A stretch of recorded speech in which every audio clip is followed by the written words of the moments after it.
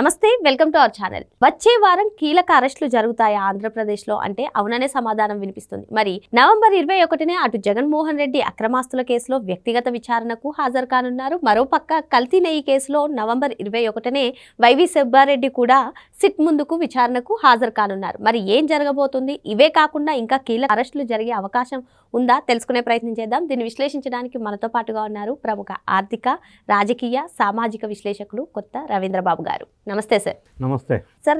గత కొన్ని రోజులుగా కూడా ఏపీ ప్రభుత్వం మెయిన్గా సిఐఏ సదస్సు మీద ఫోకస్ చేసింది, రాష్ట్రానికి పెట్టుబడుల మీద ఫోకస్ చేసింది. ఇది అయిపోయిన తర్వాత గత ప్రభుత్వ హయాంలో జరిగిన అవినీతి అరాచకాలపైన దృష్టి పెడుతుంది.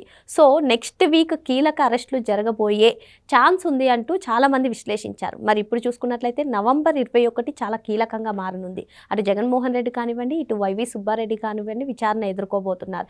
ఇంతేకాకుండా లిక్కర్ స్కామ్, కల్తీ మద్యం కేసు, ఇంకా చాలా పరకామణి కేసులో మనం సతీష్ కుమార్ మృతి, ఇవన్నీ కూడా చూస్తున్నాం. సో ఈ నెక్స్ట్ వీక్లో కీలక అరెస్టులు జరిగే అవకాశం ఉందంటారా? ఆంధ్రప్రదేశ్ రాష్ట్రంలో కూటమి ప్రభుత్వం అఖండమైన మెజార్టీ 2024 అసెంబ్లీ ఎలక్షన్లో గెలిచి ప్రభుత్వాన్ని ఏర్పాటు చేసిన తర్వాత వెల్ఫేరు, డెవలప్మెంటు, ఉద్యోగ ఉపాధి అవకాశాలు ఫోకస్తో పాటుగా అంతకు ముందు 5 సంవత్సరాలు జగన్ రెడ్డి గారు పరిపాలించిన కాలంలో అప్పట్లో మంత్రులు చేసినటువంటి అక్రమాలు, అన్యాయాలు, లూటీలు ఒకదాని తర్వాత ఒకటి వెలుగులోకి తీసుకొచ్చే ప్రయత్నం అదొక ఛాలెంజ్గా కూడా తీసుకున్నారు. ఎందుకంటే అదొక్కటే పెద్ద సబ్జెక్ట్ అయిపోయింది. సో ఇన్ని రకాల అంశాలని ఫోకస్ చేసుకుంటూ కూటమి ప్రభుత్వం వారు సక్సెస్ఫుల్గా ముందుకెళ్తా ఉన్నారు. సో ఇప్పుడు మీరు అడిగిన క్వశ్చన్కి పాయింట్కి వచ్చినప్పుడు నవంబర్ 21వ తారీఖు ఏం జరగబోతుంది అనేది పెద్ద చర్చ అయిపోయింది. నవంబర్ 21 ప్రస్తావన ఎందుకు వచ్చిందంటే జగన్ రెడ్డి గారు అక్రమ ఆస్తుల కేసులో మరి కోర్టుకి నవంబర్ 21న అటెండ్ అవుతాను అని చెప్పి ఆయన కమిట్ అయ్యాడు. ఇంకొక సైడు ఈ తిరుమల తిరుపతి దేవస్థానంలో అతి పవిత్రమైన లడ్డూలో కల్తీ నెయ్యి అని అనలేం కానీ పామాయిలు, అది కూడా ఆర్టిఫిషియల్గా తయారు చేసిన పామాయిలు వాడేసి పెద్ద అక్రమానికి, అది అక్రమం అనొచ్చు, ఇంకోటి ఏదనొచ్చో కానీ భక్తుల మనోభావాలు దెబ్బతీసే విధంగా ఆ కల్తీ నెయ్యి వ్యవహారం ఒకటి నడుస్తూ ఉంది కేసు. అందులో వైవి సుబ్బారెడ్డి పిఏ అప్పన్న, ఆయన ఒక సాధారణ మధ్యతరగతి పిఏగా ఉండి వేల కోట్ల ఆస్తులు వైజాగ్లోను ఇతర ప్రాంతాల్లోని భారీ ఎత్తున జమ చేసుకున్నాడు. సో అతను వ్యక్తిగతంగా ఆ స్థాయిలో జమ చేసుకున్నాడు అంటే వైవి సుబ్బారెడ్డి గారి హస్తం లేకుండా, లేకపోతే ఆయన బినామీ వల్ల ఇంత ఆస్తులు జమ చేసుకోగలిగాడు. అది కూడా కల్తీ నెయ్యి వ్యవహారం ఒక్క దాంట్లోనే. తర్వాత విచారణలో ప్రాథమికంగా వెలుగులోకి వచ్చిన అంశం ఏంటంటే 1 కేజీ నెయ్యికి 25 రూపాయలు కమిషను, 68 లక్షల కేజీల నూనె, అప్పుడు వీళ్ళు నెయ్యి అంటే పామాయిలు నెయ్యిగా చెప్పబడుతున్న కల్తీ పదార్థం కొన్నారు. సో అది దానివల్ల వీళ్ళు మొత్తం మీద 251 crores అక్రమ ఆర్జన చేశారనేది ప్రాథమిక విచారణలో కల్తీ నెయ్యి వ్యవహారంలో అప్పన్న ద్వారా విచారణలో తేల్చారు. మిగతా డైరీ సంస్థల వాళ్ళ విచారణలో తేల్చారు. ఇవన్నీ ఎస్టాబ్లిష్ అయినాయి డాక్యుమెంటరీ ఎవిడెన్సెస్తో సహా. సరే, ఇందులో భాగంగా వైవి సుబ్బారెడ్డిని విచారణకి పిలిచారు. ఆయన కూడా గతంలో ఒకసారి పిలిస్తే మళ్ళీ నవంబర్ 21న అటెండ్ అవుతాను అని చెప్పారు. ఆయన కనుక అటెండ్ అయితే ఈ అప్పన్న అక్రమాస్తుల కేసుల్లో సుబ్బారెడ్డి పాత్ర ఏంటి? నెంబర్ 1, ఈ బాబాలు ఎవరైతే డైరీ, బోలే బాబా కానీ, శ్రీ వైష్ణవి డైరీ కానీ, ఏఆర్ డైరీ కానీ, ప్రీమియర్ ఆగ్రో ప్రొడక్ట్స్ డైరీ కానీ, వీళ్ళందరూ కూడా వీళ్ళకి లంచాలు ఇచ్చారు వైవి సుబ్బారెడ్డికి ఒకటి. రెండోది, వాళ్ళు Google Takeout, technical documentary evidences ద్వారా ఆ సంస్థ ప్రతినిధులు చాలాసార్లు వైవి సుబ్బారెడ్డిని కలిశారు. అమౌంట్ ట్రాన్సాక్షన్స్, బ్యాంకు ట్రాన్సాక్షన్స్ కూడా డాక్యుమెంటరీ ఎవిడెన్సెస్ ఉన్నాయి. సో ఇందులో కల్తీ నెయ్యి వ్యవహారంలో పూర్తి స్థాయిలో వైవి సుబ్బారెడ్డి పాత్ర ఉన్నట్టుగా ప్రాథమికంగా ప్రైమా ఫేసి ఎస్టాబ్లిష్ అయింది దర్యాప్తు సంస్థలకి. సో ఆ విధంగా వెళ్ళినప్పుడు 21st ఆఫ్ దిస్ మంత్ నవంబర్లో సుబ్బారెడ్డి గారు మరి విచారణకి వెళ్తే ఆయన పాత్ర ఉంది అని కన్ఫర్మ్డ్గా డాక్యుమెంటరీ ఎవిడెన్స్, సబ్స్టాన్షియల్ ఎవిడెన్సెస్ ఉన్నాయి కాబట్టి మరి ఆయన్ని అదుపులోకి తీసుకుంటారనేది ఒక వార్త చక్కర్లు కొడతా ఉంది. ఎందుకంటే సుబ్బారెడ్డి ఈ కల్తీ నెయ్యి వ్యవహారంలో కేసుని డ్రాగ్ చేస్తూ ముందుకు వెళ్ళనివ్వకుండా చాలా ప్రయత్నాలు చేశాడు. ఫర్ ఎగ్జాంపుల్ గతంలో అప్పన్న వాళ్ళ పిఏకి నోటీసులు ఇస్తే ఈ సిట్టు అధికారి నోటీస్ ఇవ్వలేదు, వేరే పోలీస్ అధికారి నోటీస్ ఇచ్చారు, మేము అటెండ్ కామని కోర్టులో కేసు వేశారు, అంటే పిటిషన్ వేశారు. అది కొంత డ్రాగ్ అయింది.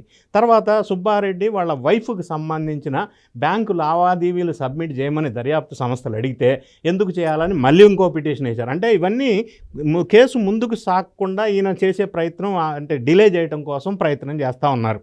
ఈ ప్రయత్నంలో భాగంగా అల్టిమేట్గా ఈయన విచారణకి రావాల్సి వచ్చింది ఈ నవంబర్ 21న. సో పూర్తి స్థాయిలో సబ్స్టాన్షియల్ ఎవిడెన్సెస్ ఉంది కాబట్టి ఆయన అదుపులోకి తీసుకుంటారా అనేది ఒక క్వశ్చన్ వినిపిస్తూ ఉంది. ఎందుకంటే దర్యాప్తు కొంత వేగవంతంగా జరుగుతుంది కల్తీ నెయ్యి వ్యవహారంలో. ఆల్రెడీ ముందుకెళ్తున్నారు కేసు. ఇక జగన్ రెడ్డి గారి అక్రమాస్తుల కేసు విషయానికి వచ్చేసరికి ఇది యాక్చువల్గా ఈ కేసు చాలా పురాతనమైంది. పుష్కర కాలం 12 సంవత్సరాల నుంచి ఆయన బెయిల్ మీద ఉన్నాడు, పుష్కరోత్సవాలు జరుపుకున్నాడు. ఇది ప్రధానంగా 2011లో అప్పటి ఉమ్మడి ఆంధ్రప్రదేశ్లో పెట్టినటువంటి కేసు. సో అది వైఎస్ రాజశేఖర రెడ్డి గారు ముఖ్యమంత్రిగా ఉన్నప్పుడు ఈయన కిడ్కో ప్రో ద్వారా వేరు కంపెనీల నుంచి ముడుపులు తీసుకొని భారీ అవినీతికి పాల్పడ్డాడు. 43,000 కోట్ల అవినీతి పెద్ద కేసు ఇది. సో సిబిఐ వాళ్ళ 11, ఈడీ 9 కేసులు విచారణ నడుస్తూ ఉన్నాయి.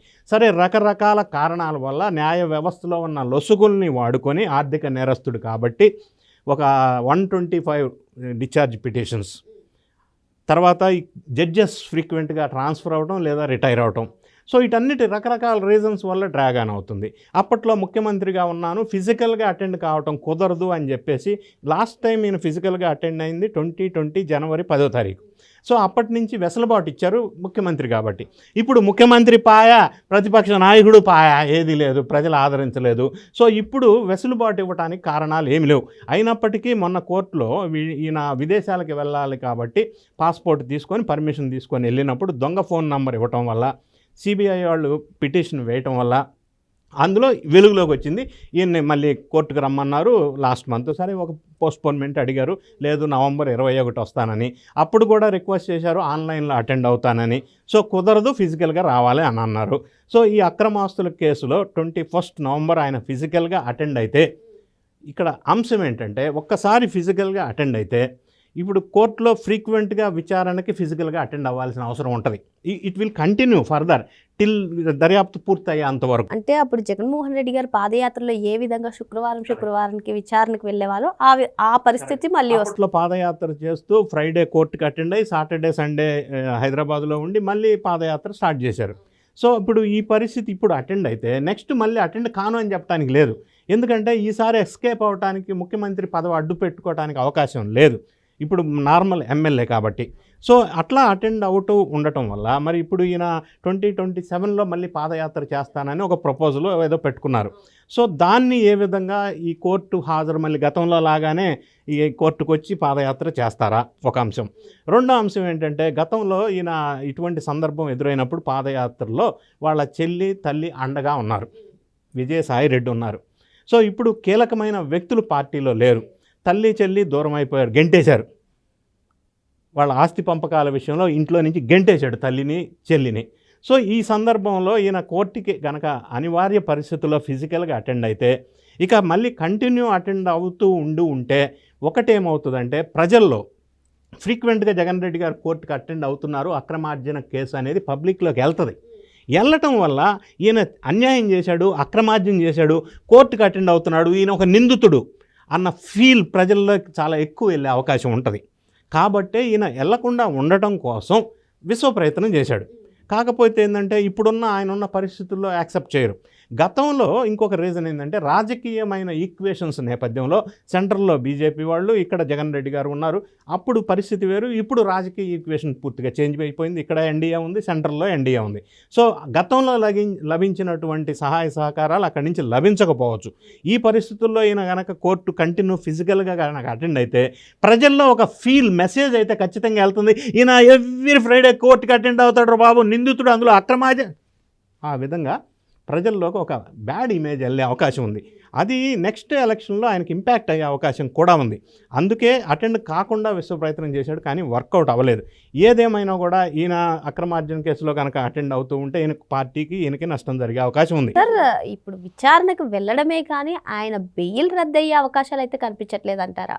బెయిల్ రద్దు అవడానికి ఇప్పుడు బెయిల్ కండిషన్స్, ఇప్పుడు ఈయనకి బెయిల్ ఇచ్చినప్పుడు ఈ కొన్ని కండిషన్స్ పెట్టారు. ఆ కండిషన్స్ ఆల్రెడీ మొన్న చాలా సార్లు వైలేషన్ చేశారు. ఆ కండిషన్స్ సిఆర్పిసి సెక్షన్ 437 ప్రకారంగా బెయిల్ ఇచ్చారు. కొన్ని కండిషన్స్ చాలా సందర్భాల్లో వైలేట్ చేశారు. సరే, అప్పట్లో ఉన్న రకరకాల రీజన్స్, ఈక్వేషన్స్ వల్ల ఏం కాలేదు. సో ఇప్పుడు ఇంకా ఆయన టైం దగ్గరకు వచ్చింది, అప్పట్లాగా ఇప్పుడు అంత కంఫర్ట్ ఉండదు ఒకటి. రెండో అంశం ఏంటంటే సెక్షన్ 309 ప్రకారంగా ఈ ట్రయల్ అనేది 6 monthsలో కంప్లీట్ అవ్వాలి, కానీ ఇప్పటికి 12 సంవత్సరాలు అయింది. ఇంకొక అంశం ఏంటంటే సుప్రీంకోర్టు జడ్జిమెంట్ ఉంది, క్లియర్గా గతంలో కేసులా ఉంది. అన్ని కోర్టులకు వాళ్ళు ఆదేశాలు ఇచ్చారు. ఆ ప్రజా ప్రాతినిధ్యం వహిస్తున్న వ్యక్తుల మీద కేసులుంటే సంవత్సర కాలంలోపు దాన్ని దర్యాప్తు పూర్తి చేసి క్లోజ్ చేయాలి కేసులని. కానీ అవన్నిటిని కూడా వైలేట్ చేశారు. ఎందుకంటే రకరకాల రీజన్స్ వల్ల ఈ కేసు ప్రొలాంగ్ అవుతూ ఉంది.